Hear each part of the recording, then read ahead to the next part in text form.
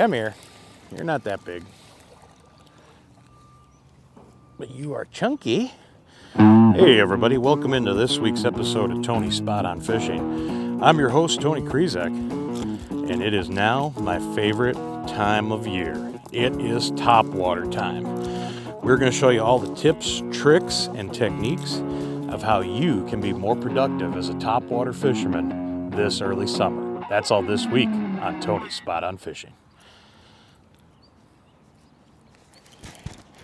Yep.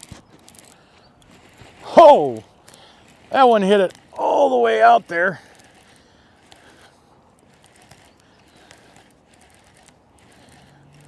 It's always fun when you can reel them in the whole length of a long cast like that. Come here. Hello there. You're a little guy.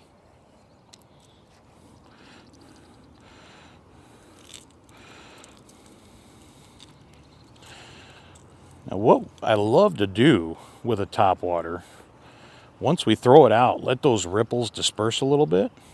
Just, a few seconds of a pause. Really, you'd be surprised how many fish will strike it right then and there, even just sitting still. But that one, after a few seconds of sitting still, as soon as I started to twitch it, she was on it. We'll get some bigger ones, no worries there.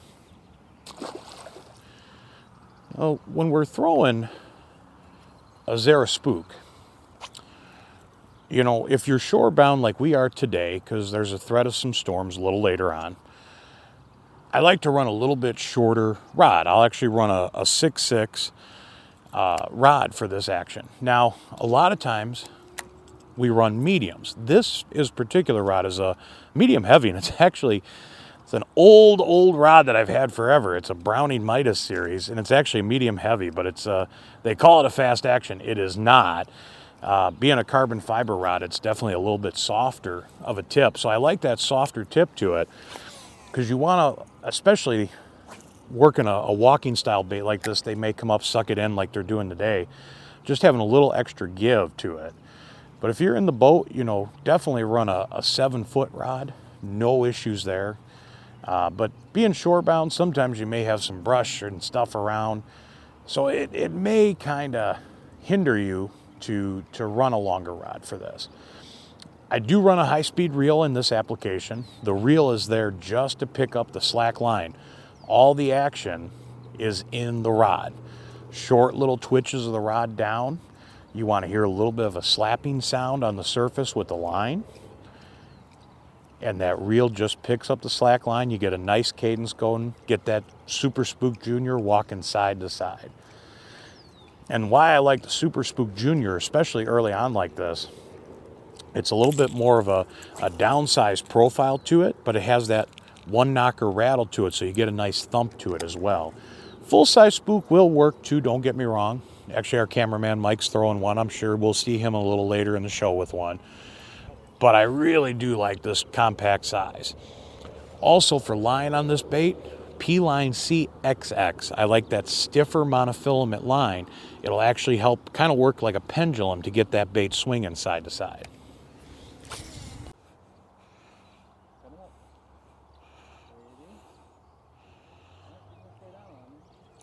Well, just like I said, camera guy Mike should get one.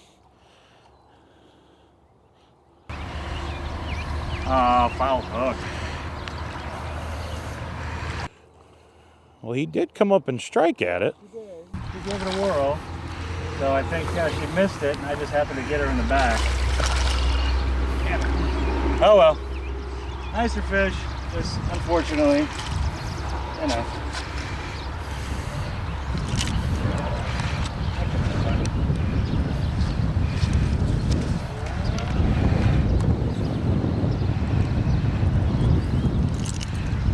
Yeah, it had to be just literally, she came up, because I know she missed it once and then came back on it. And probably when she swirled, it just timed it right.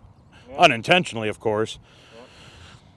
Yeah. Nicer fish. Yeah. That's a nice thing. So, about topwaters. When you get a foul hook, come on, it's a topwater. they tried for it. Come on, come back. He's chasing it. I see him. Ha! He missed? Yep, there he is. That was like 4 times that fish struck at that bait. That's a little better. Mine's better. Going the right direction now.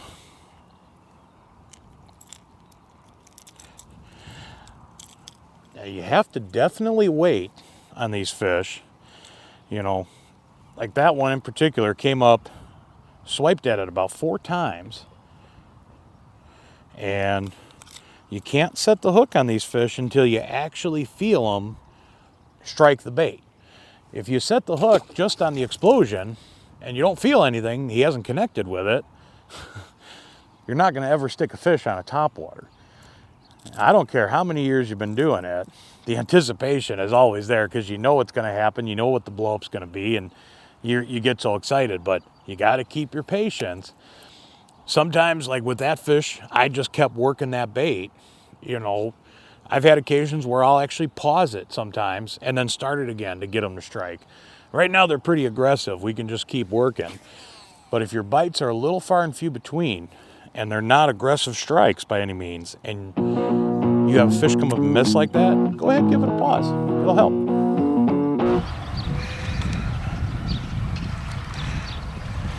Come here, buddy. Oh, you're buttoned up. Why can't they be all hooked that good? Good times. I was complaining. So, you know, it's been like 5 minutes since I've seen action from a fish here. A whole 5 minutes. A whole 5 minutes. A whole 5 minutes. And we finally got one to go. This is what always sucks. The back end. Generally with the spook, this happens a lot. But that popped right out. Little guy. This is a Tony-sized fish lately. Get line up on it. Just kept running the shore. I was like, okay. I'm like, big girl.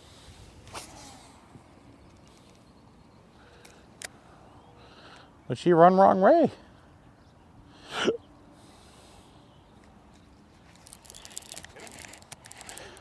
Right like that. That bait was just sitting still.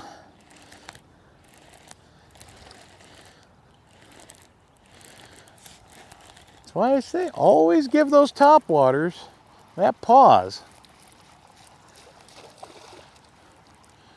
Oh, goodness.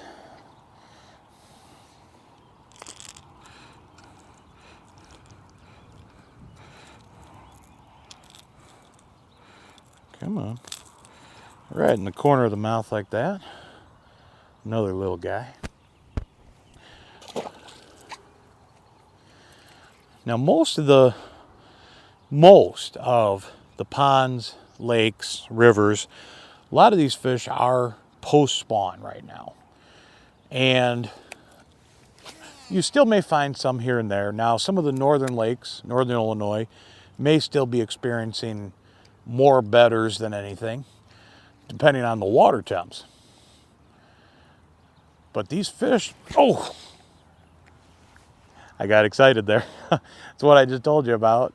Don't get too excited and pull it out of their mouth. But most of these fish that we're targeting, everything is post-spawn. The females have rested up. They're feeding again. The males have left the beds. They're done guarding. It's pretty much go time. And what's nice is you can't argue the fish calling power of a topwater.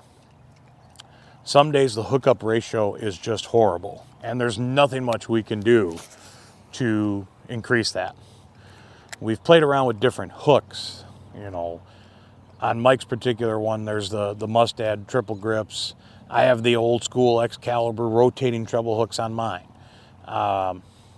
It's just the fact that due to light refraction, they have a hard time hitting them, especially a walk the dog style topwater where it's dancing side to side. And there's days they actually want that thing booking where it is dancing fast. There's days they want it slow. play around, see where you get your bites. Now, here's the other crucial part of topwaters. If you have a mile-high sky day, no clouds, plenty of sunshine, unless you're frogging a scum frog in some really thick cover, put the topwaters away. Great on conditions like this, overcast, rainy conditions, when it's safe, of course. There's been so many storms. Yesterday I was out just fun fishing and tornado sirens are going off. But as long as it's safe conditions, it'll work in the rain, overcast skies, first light, last light, and of course at night. Mile high skies, not the best time for topwater.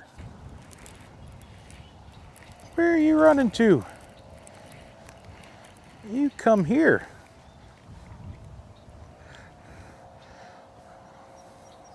Ah.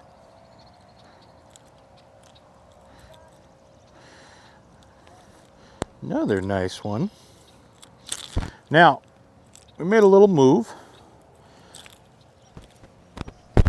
And structure-wise, what you want to look for when you're throwing topwaters is pretty much anything that you'd look for normally for bass fishing. You know, vegetation, it performs very well on. It'll work on rocks, submerged points, pretty much any kind of shallow structure. And even if that structure is, you know, 5-6 feet down, don't worry, the fish calling power of a topwater will bring those fish up. The only thing you're going to have issues with is emergent vegetation that's up on the surface. Obviously, you're going to have issues getting the baits through that, and you'd be surprised, just the tiniest weeds will follow them up. But if you get a little bit of vegetation, floating scum, whatever, give it a hard rip, and you'd be surprised. A lot of times you shake it off that stuff, and you're right back in business. You're going to catch fish. There we go. Oh, he is a leaper and a battler. Come here. Oh, he T-boned it too. Oh, one came out.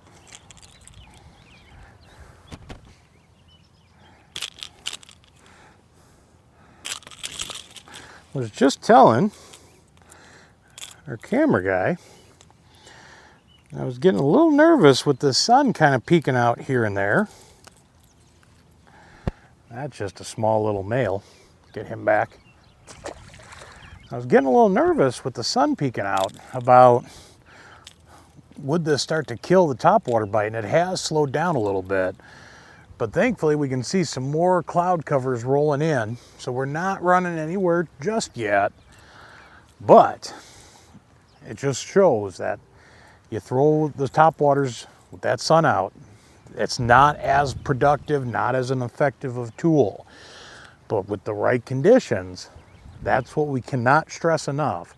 The right conditions, it'll definitely produce. Missed it.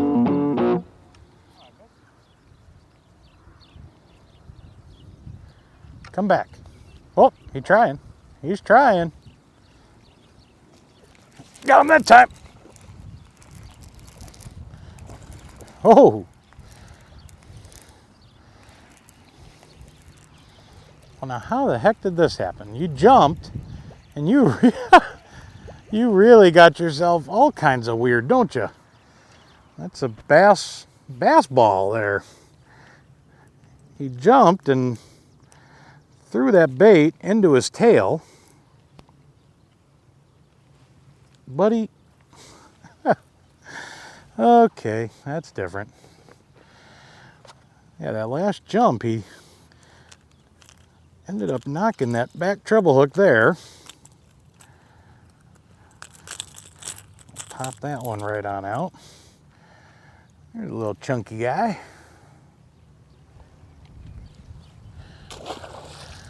You know, one question we always get asked about with topwaters is what water temperatures are best to throw this bait. And personally, I don't throw topwaters until the spawn is complete. I like it to be about 50 upper 50s, you know, before I ever even think about it. Definitely we get into the low 60s. It's a much better period. I feel it's more productive. Now our good friend Mike Saposi, who has been on the show with Lake Michigan Smallmouth, he got on a little bit of a topwater bite pre-spawn fishing a pop R. So it's kind of eye-opening experience to see that even in some of these cooler water temperatures, we can get activity from these fish. I think it definitely depends on the topwater bait you're throwing. You know, today we've been tossing the whopper plopper here and there, and it's just not producing that well. We've had one fish come up and strike it. We ended up missing that fish. And you have to be versatile with what topwaters you bring. Some days it's going to be a walk the dog style topwater like a spook. Some days it's going to be a whopper plopper. Some days it could be a buzz bait. You know, when you're in heavy cover, the frogs or the slop baits. There we go. That seems like a little better one. Hard to tell when they hit all the way out at the long cast, and especially with the wind at my back here, and the spook is so aerodynamic. No, he's not big at all, but he sure hit like a ton of bricks and then ran me to a weed pile. He got me all excited. Might be the smallest one of the day.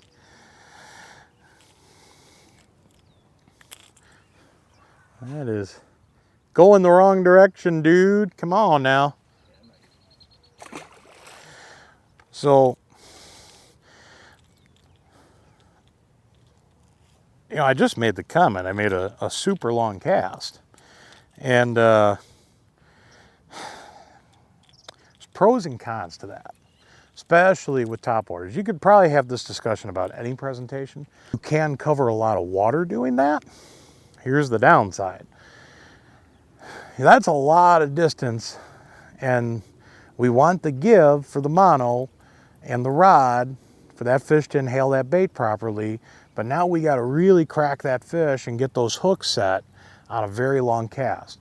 Running braid on a topwater, especially a walk the dog style one, I don't particularly like at all. It's a little soft, it's a much softer line, so you kind of lose that pendulum effect that we get with the stiffer P-LineCXX. So, plus, no stretch at all. They like to jump and roll a lot. It's a lot easier for those hooks to rip out. So, mono is definitely the way to go, and it's just something you got to keep in the back of your mind that when they hit that far out, don't do multiple hook sets. Just make sure when you feel that fish, you crack them and you crack them hard, because you got to drive those hooks home. And the hookup ratio is sketchy some days with topwaters to begin with, but there's still nothing more exciting than watching these fish blow up. There we go.